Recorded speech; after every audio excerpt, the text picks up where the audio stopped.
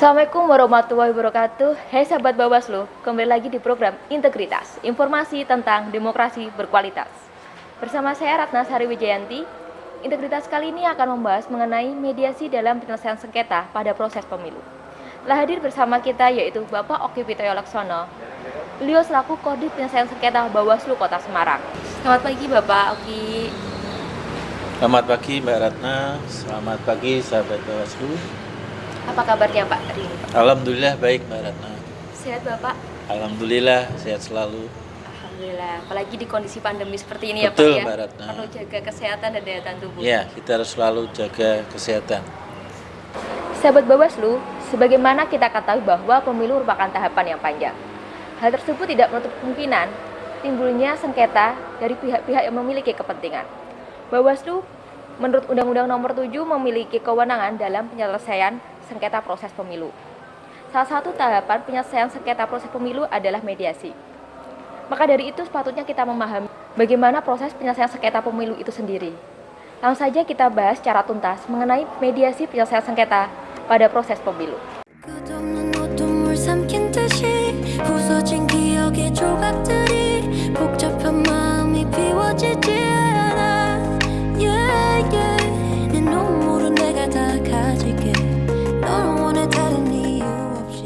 Langsung saja kita berbincang-bincang dengan Bapak Oki Pitoyo mengenai mediasi penyelesaian sengketa pada proses pemilu. Bapak Oki, Ya, sudah kita saksikan nih Pak di integritas sebelumnya mengenai apa itu sengketa pemilu itu sendiri. betul Mbak Ratna. Lalu kali ini kita akan membahas Pak mengenai proses penyelesaian sengketa pada pemilu. Langsung saja Pak, saya ingin menanyakan apa sih Pak definisi dari mediasi penyelesaian sengketa pada proses pemilu? Ya, terima kasih Mbak Ratna. Sahabat Bawaslu, bahwasanya salah satu kewenangan dari Bawaslu adalah menyelesaikan sengketa proses pemilu. Ya, dalam sengketa proses pemilu ada pihak-pihak yang berperan di situ, ada pemohon, ada termohon, ada pihak terkait. Sementara untuk definisi sendiri mediasi, sebagaimana dalam Undang-Undang 7 2017, mediasi adalah tadi sampaikan Mbak Ratna betul adalah salah satu tahapan dari penyelesaian sengketa proses pemilu, ya. Jadi kalau dalam kesempatan ini kita membicarakan tentang mediasi, kita perlu tahu dulu apa itu pengertian dari mediasi. Jadi mediasi pada prinsipnya adalah mempertemukan para pihak yang bersengketa. Jadi ada para pihak yang bersengketa memohon sengketa kepada Badan Pengawas Pemilu, di mana adalah mekanismenya adalah untuk mencapai kesepakatan dengan dipimpin oleh pengawas pemilu sebagai mediatornya.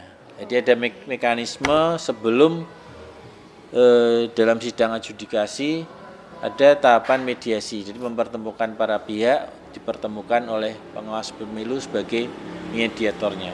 Kemudian prinsip dari penyelesaian sengketa sendiri dalam pemilu, dalam mediasi ini adalah harus memenuhi prinsip dengan segera.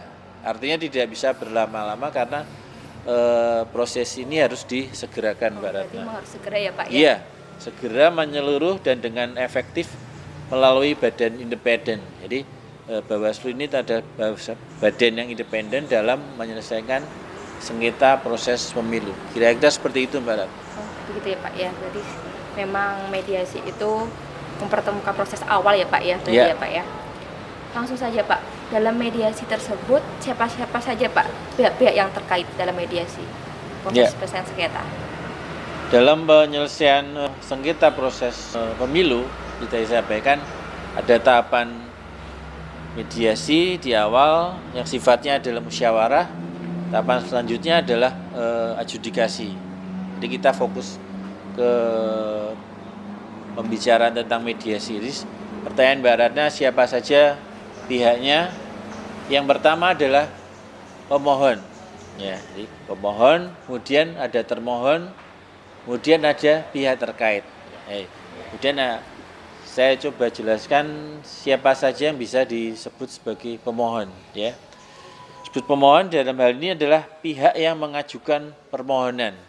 Kenapa dia mengajukan permohonan? Karena dia merasa ada dia merasa dirugikan karena keputusan dari penyelenggara pemilu yaitu KPU. Dia merasa dirugikan, kemudian dia mengajukan permohonan. Kemudian bisa sampaikan siapa saja yang bisa dikatakan sebagai pemohon. Yang pertama adalah bisa parpol calon peserta pemilu, kemudian juga bakal calon anggota DPR atau DPRD, bakal calon anggota Dewan Perwakilan Daerah, Dewan Perwakilan Daerah yang telah mendaftarkan kepada KPU. Jadi mereka sudah mendaftar KPU, kemudian dia merasa dirugikan dengan keputusan oleh KPU, dia bisa menjadi pemohon dalam hal ini. Yang terakhir adalah bakal pasangan calon. Jadi kan kalau pemilu adalah pileg pilpres, di dalam pilpres bakal pasangan calon bisa mengajukan permohonan penyelesaian sengketa. Itu yang pertama, Mbak, dari pemohon. Yang kedua adalah pihaknya adalah termohon. Siapa adalah termohon? Dalam hal ini adalah pihak yang diajukan. Jadi pihak yang diajukan permohonan. Kalau tadi pemohon yang mengajukan ya, termohon adalah pihak yang diajukan permohonan dalam proses penyelesaian sengketa pemilu. Dalam hal ini siapa saja yang bisa menjadi termohon adalah KPU, penyelenggara pemilu. Dalam ini adalah Komisi Pemilihan Umum, baik itu KPU RI, KPU Provinsi maupun KPU Kabupaten Kota. Dia bisa menjadi termohon dalam hal ini. Yang terakhir adalah pihak terkait. Ada pemohon, ada termohon, ada pihak terkait. Pihak terkait adalah pihak-pihak yang berpotensi dirugikan atas penyelesaian sengketa proses ini. Jadi ketika ada pemohon, termohon, tetapi ada pihak lain nih, manakala dia berpotensi untuk dirugikan, misalkan dirugikan dalam ini adalah, karena ini kan keputusan nanti adalah mengabulkan atau tidak mengabulkan, menolak gitu kan. Jadi pihak lain bisa merasa dirugikan, berpotensi dirugikan dengan adanya proses penyelesaian sengketa ini. Oleh karena itu pihak terkait adalah pihak-pihak yang bisa masuk menjadi pihak terkait dalam penyelesaian proses sengketa proses pemilu ini. Dalam hal ini adalah pertama parpol peserta pemilu bisa menjadi pihak terkait dalam sengketa proses. Kemudian calon anggota DPR dan DPRD, kemudian calon anggota Dewan Perwakilan Daerah, yang semuanya adalah yang telah tercantum dalam daftar calon tetap. Jadi dia bisa mengajukan diri sebagai pihak terkait dalam sengketa proses ini. Kemudian yang terakhir sebagai pihak terkait adalah pasangan calon.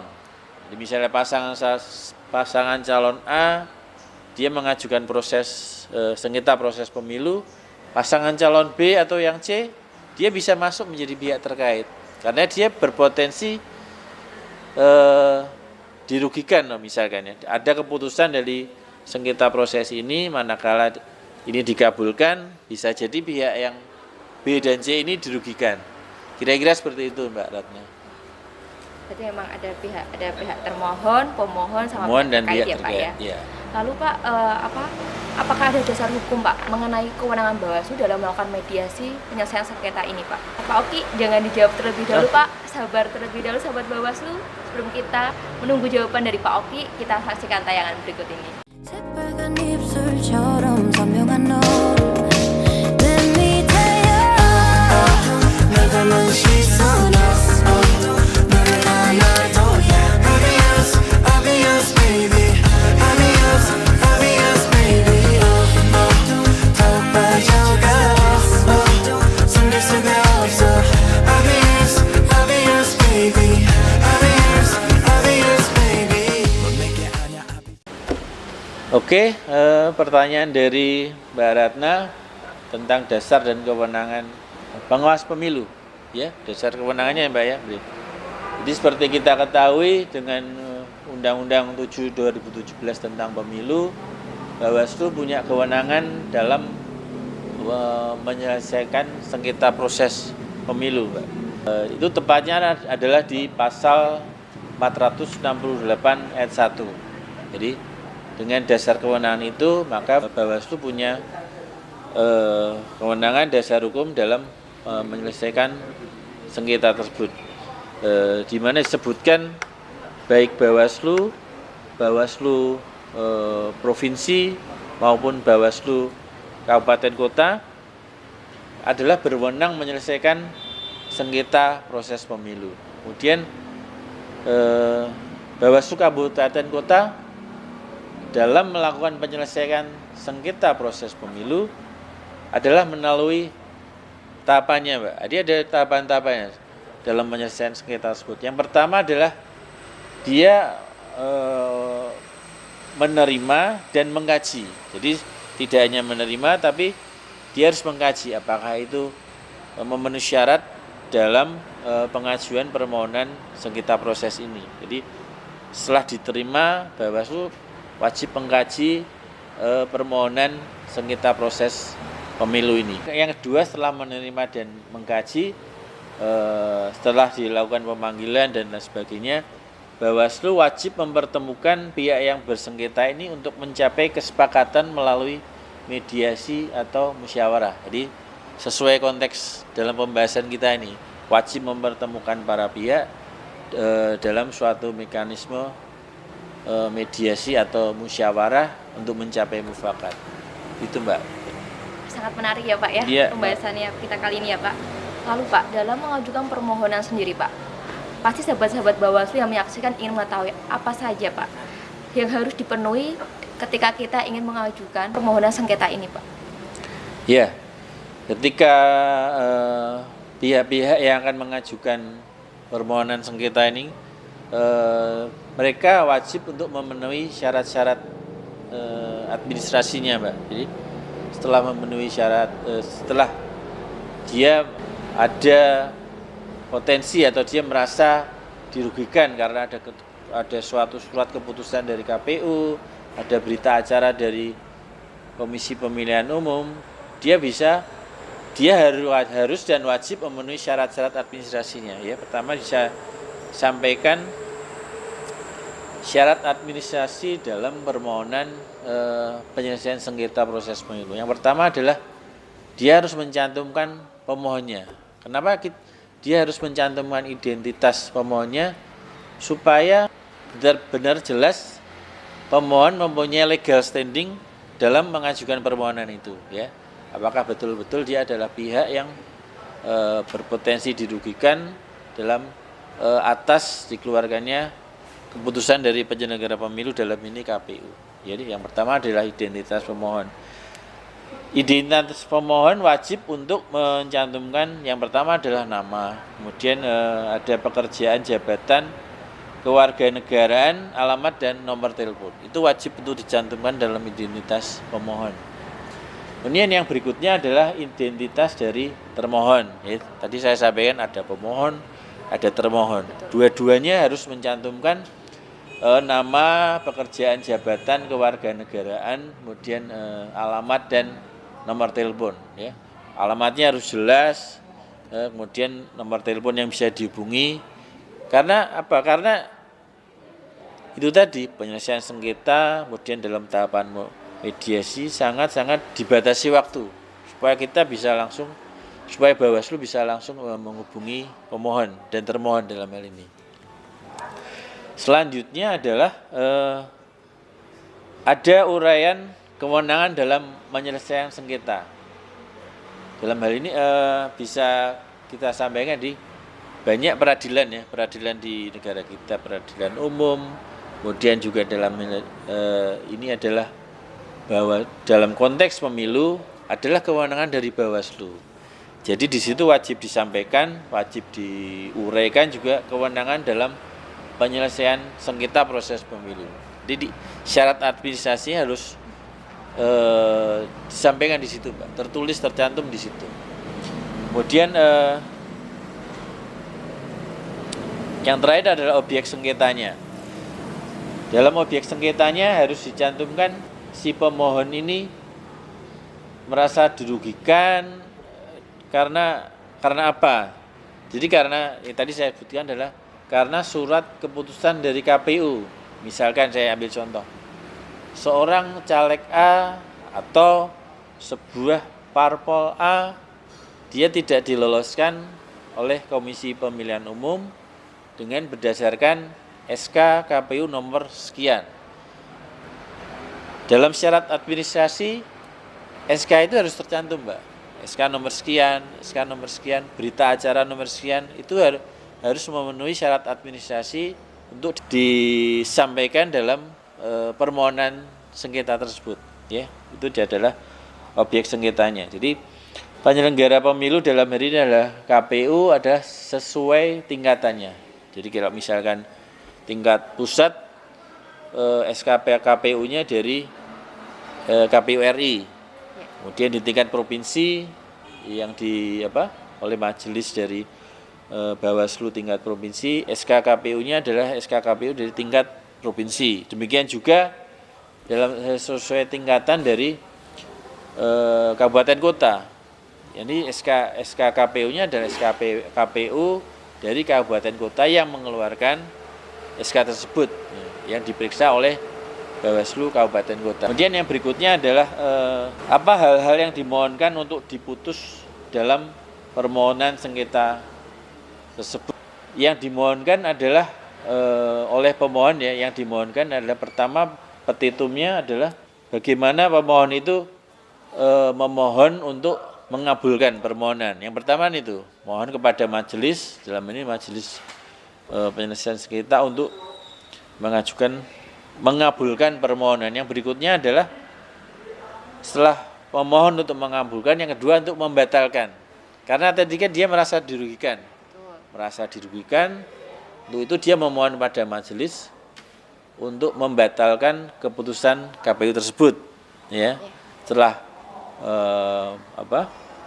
memohon untuk mengabulkan, memohon untuk membatalkan, yang terakhir adalah meminta kepada KPU untuk melaksanakan keputusan tersebut, ya. Jadi 3 poin dari hal-hal yang dimohonkan untuk diputus dalam permohonan sengketa.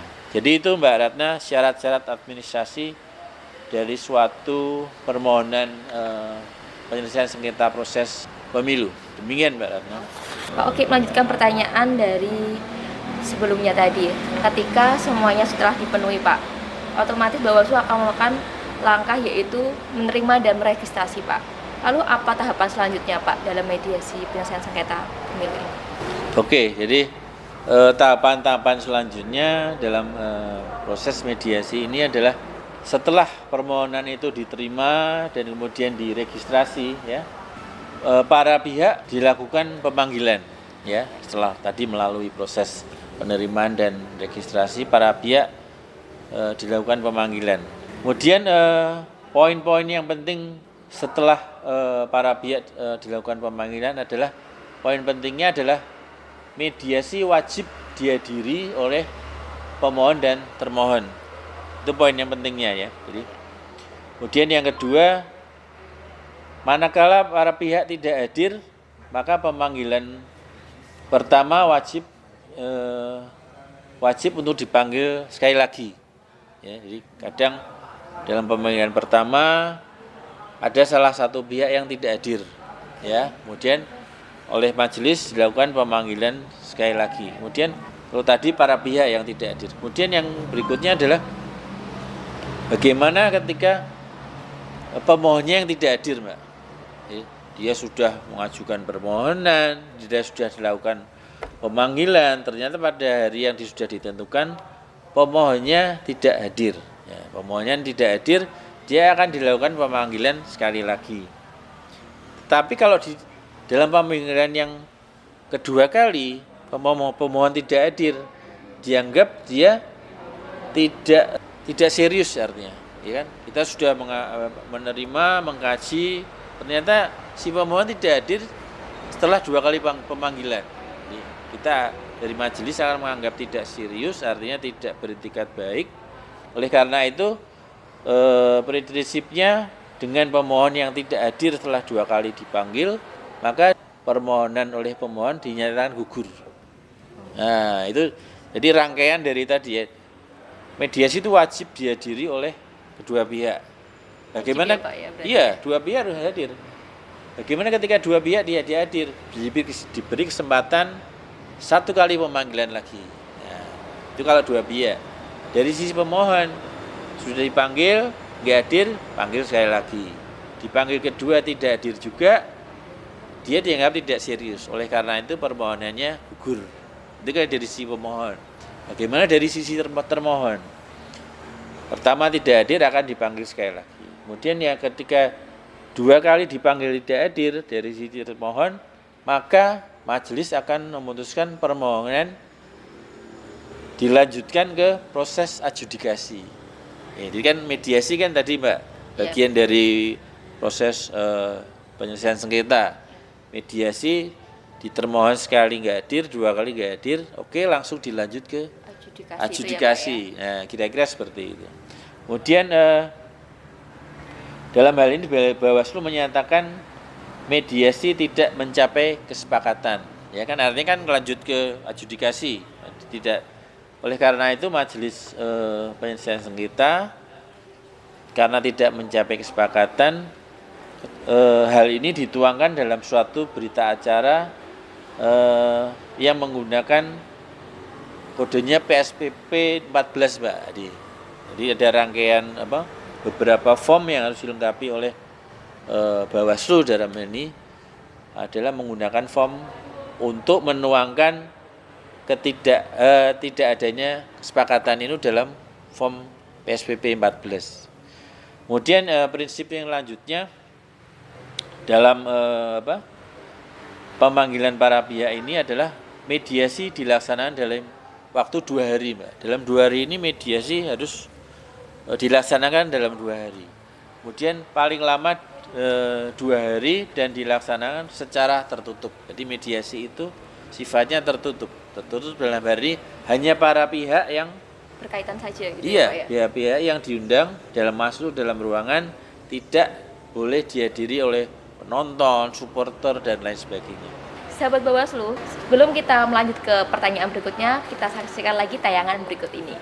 들어가기 작죠 hand 손 안에 허락해줘 I'll be yours 그 순간부터 뜨들어져 있는 라디오 내 맘을 축복하는 노래뿐 For real 되네 이건해 내 탄생은 너에 이루어진 게 아닌가 그런 혼자만 해 그대 좋아 한 잔만 쉽게 나오질 않아 나 그대 곁에서 입술로 보면 내 생을 건들고파 For real 끝없이 이끌려 서로를 원하는 너와 내 I'll be yours baby I'll be yours Oke, nanti sudah dijelaskan Pak secara gamblang sekali apa itu syarat-syaratnya, proses setelah registrasi itu apa saja Pak. Lalu sahabat Bawaslu pasti ingin tahu Pak, bagaimana langkah dan kronologis mediasi di Bawaslu Pak dalam penyelesaian sengketa ini. Ya, akan saya jelaskan tahapan-tahapan bagaimana kronologisnya dalam tahapan mediasi. Yang pertama adalah mediasi itu adalah dipimpin oleh seorang pemimpin mediasi. Jadi di dalam hal ini kewenangan dari Bawaslu Kabupaten Kota, majelisnya bisa terdiri dari 3 atau 5. Jadi pimpinan dari Bawaslu Kabupaten Kota dipimpin oleh pemimpin mediasi tadi. Jadi tahapannya kronologisnya adalah ketika mediasi sudah dibuka, seorang pemimpin mediasi akan membuka persidangan dengan menyampaikan pernyataan pembuka. Dalam pembukaannya, seorang pemimpin mediasi akan menyampaikan pernyataan pembuka. Poin-poinnya adalah yang pertama sambutan. Sambutan artinya selamat datang. Kemudian dalam permohonan penyelesaian sengketa nomor sekian-sekian.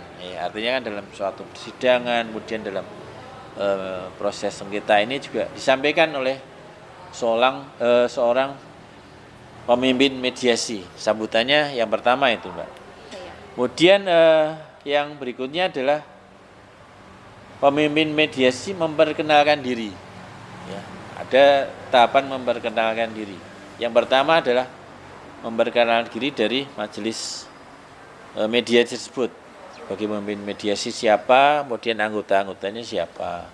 Kemudian nanti juga dari pemohon dan termohon juga diberikan kesempatan untuk memperkenalkan diri. Kemudian selanjutnya adalah menjelaskan kepada para pihak yang datang pada proses mediasi tersebut bahwa majelis mediasi dalam hal ini adalah tidak berpihak. Itu wajib disampaikan, Mbak, karena prinsip dari mediasi ini kan tidak harus netral. Betul, Pak. Dia kan mempertemukan dua pihak ini. Ketika dia tidak netral, maka tidak tercapai suatu wujud dari mediasi.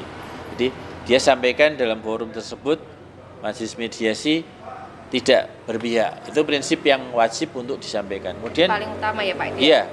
Kemudian setelah dia menyampaikan tidak berpihak, yang berikutnya adalah dia menerangkan ketentuan-ketentuan dari mediasi. Apa itu ketentuannya, bahwa ini sudah disampaikan dalam suatu permohonan, kajian, selanjutnya harus sebelum adjudikasi wajib untuk melalui tahapan mediasi. Jadi mediasi mempertemukan kedua pihak, manakala ada poin-poin yang bisa dipertemukan dalam suatu kesepakatan. Jadi spirit dari mediasi seperti itu.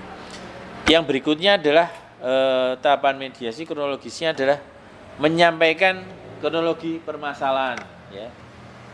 Ketika dia menyampaikan kronologi permasalahan, disampaikan apa objek dari yang disengketakan. Tadi kita sampaikan bisa berupa SK atau berita acara yang dikeluarkan oleh penyelenggara pemilu, dalam hal ini adalah Komisi Pemilihan Umum. Selanjutnya adalah legal standing dan kedudukan hukum para pihak. Jadi tadi sampaikan syarat administrasinya.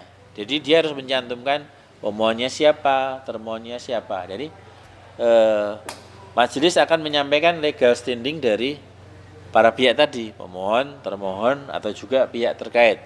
Dia harus betul-betul mempunyai legal standing untuk bisa menjadi pihak dalam sengketa proses ini.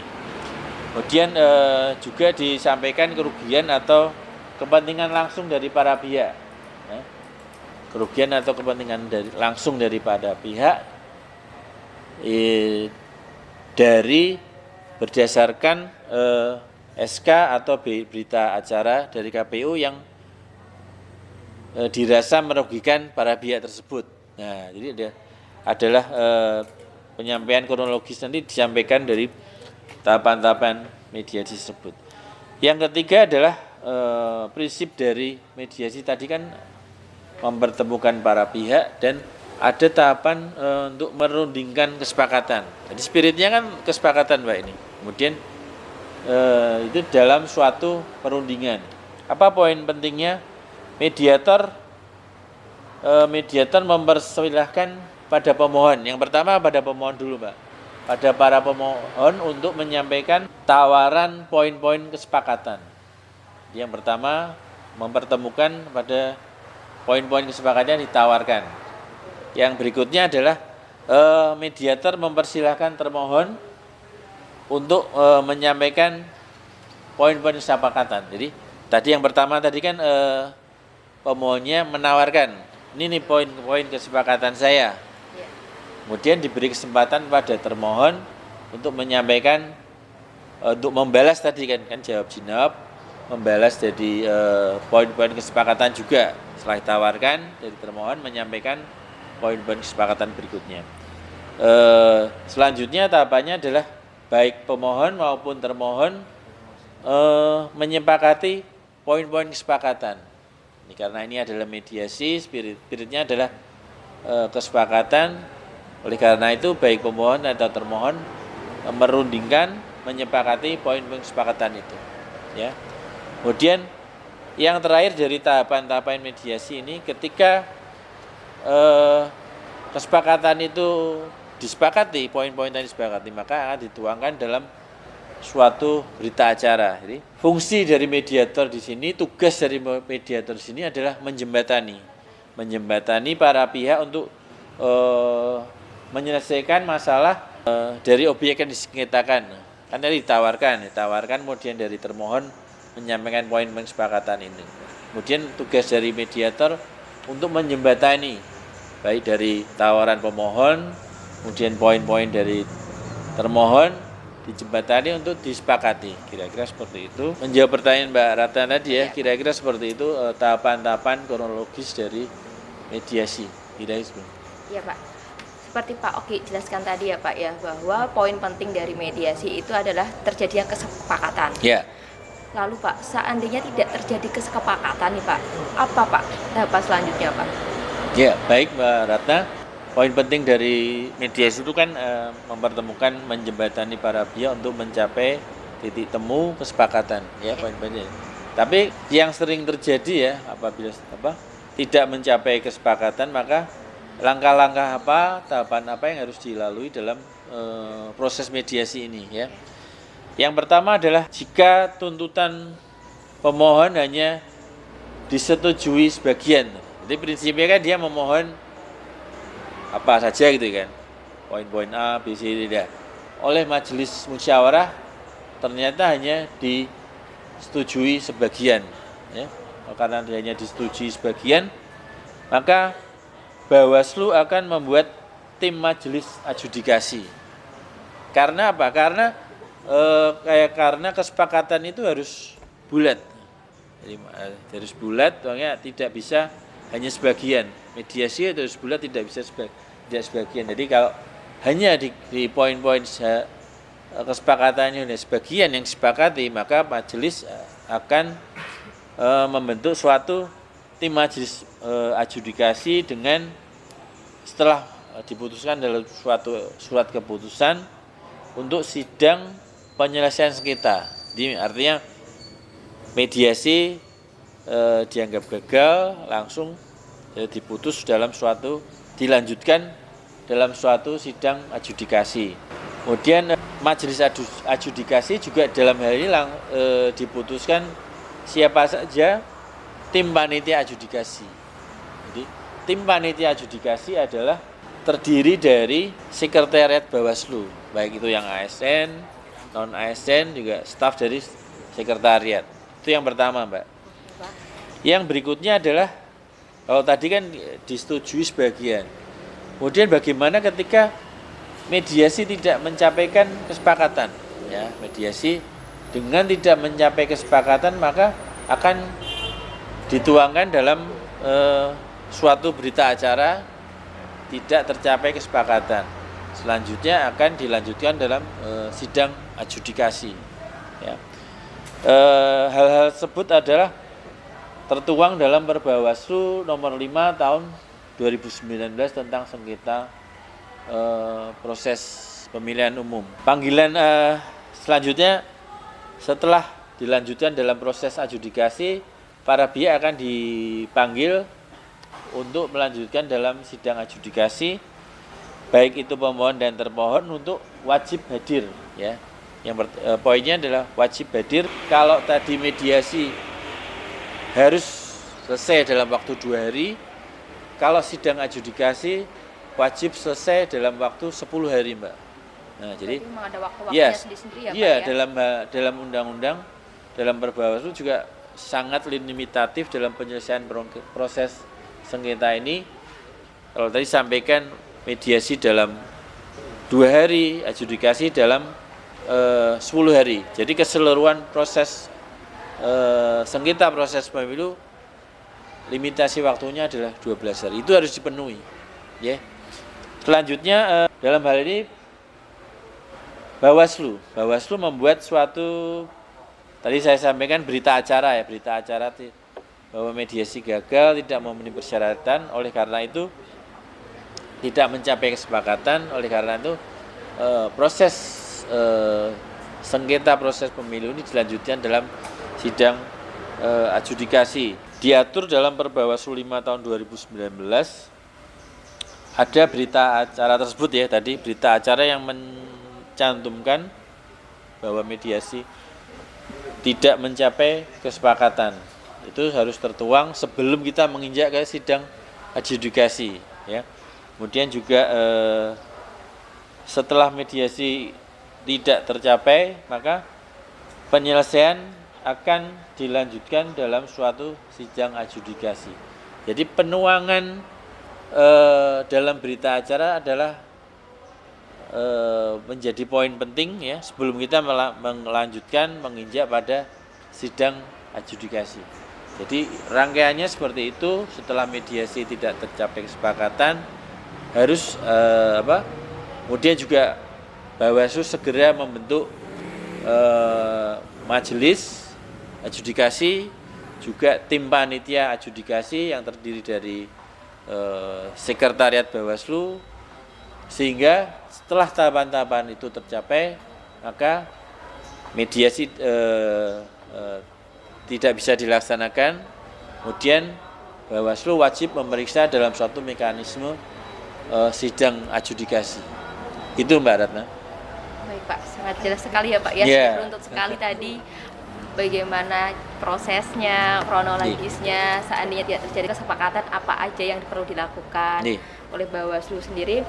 일주일분 3일 내다갈래 나 5 years 그렇게 forever ever forever ever 이루어지지 못할 꿈이면 달콤한 잠 있어 절대로 안깨 이 안에 꼭 숨긴 맘이 그날의 반드시 꺼내 달라 내게 말해 어떻게 알기 시작해 이 깊은 두 눈에 날 가둔 채 말없이 끝없이 속삭여줘 입가에 번지는 못다한 이야기 어색하게 마주본 너와 나 낯설지만 익숙한 이 순간 끝나지 않을 밤을 Pak Oki, tadi sudah banyak dijelaskan nih Pak mengenai bagaimana prosesnya, kronologisnya. Apakah ada pesan-pesan Pak untuk sahabat Bawaslu yang menyaksikan? Ya, baik Mbak Ratna. Jadi melalui acara integritas ini, Bawaslu Kota Semarang mencoba menyampaikan kepada sahabat Bawaslu semua atas kewenangan yang dipunyai oleh Bawaslu Kota Semarang dalam hal ini dalam menyelesaikan penyelesaian sengketa proses pemilu, ya. Itu poin utamanya itu. Jadi beberapa waktu yang lalu menyampaikan, menayangkan tahapan-tahapan apa dari mulai pendaftaran, kemudian bagaimana dalam penyelesaian sengketa dalam proses keadilan pemilu, ya. Untuk yang kali ini kita mencoba berbicara tentang salah satu tahapan dari penyelesaian sengketa proses pemilu, ya. Dalam hal ini adalah tentang mediasi. Oleh karena itu sahabat Bawaslu perlu untuk lebih mengenal bagaimana mekanismenya, ya, pihak-pihak siapa saja. Kemudian juga itu menjadi penting supaya legal standingnya dipenuhi.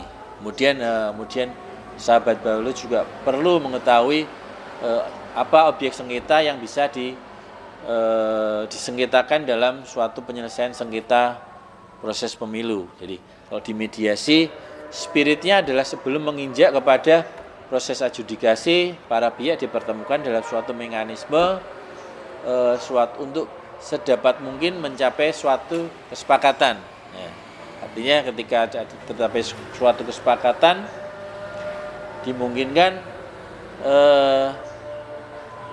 mekanisme dari sidang adjudikasi pasti tidak dilakukan, ya, karena ada kesepakatan di situ. Tapi ketika mekanisme dari mediasi itu sudah tidak tercapai kesepakatan, oleh karena itu majelis dari mediasi perlu untuk yang pertama kita pertemukan dulu, Mbak. Jadi kita pertemukan dulu, kita sampaikan ternyata dari para pihak pemohon dan termohon tidak bersedia untuk dijembatani oleh suatu kesepakatan, maka mau tidak mau dari Bawaslu wajib untuk melanjutkan. Dianggap majelis ini tidak mencapai kesepakatan, katakanlah gagal, ya. Oleh karena Bawaslu poinnya adalah segera dengan dibatasi waktu tadi ya, Bawaslu sebagai majelis mediasi segera melanjutkan melalui majelis adjudikasi. Poinnya itu Mbak. Jadi Bawaslu menyampaikan kepada masyarakat ya, sahabat Bawaslu untuk lebih mengenal tahapan-tahapan ini, kemudian kronologisnya seperti ini, pihak-pihak yang bisa menyampaikan dalam suatu penyelesaian sengketa proses pemilu. Kira-kira itu Mbak Ratna. Sangat jelas sekali Pak. Demikian integritas kali ini. Semoga informasi yang disampaikan dapat bermanfaat untuk seluruh sahabat Bawaslu yang menyaksikan. Saya dan segenap kru yang bertugas mohon undur diri. Mohon maaf bila ada salah kata. Jangan lupa like, komen, dan subscribe. Bersama rakyat, awasi pemilu. Bersama Bawaslu, tegakkan keadilan pemilu. Salam awas, salam integritas. Terima kasih Pak Oki. Ya.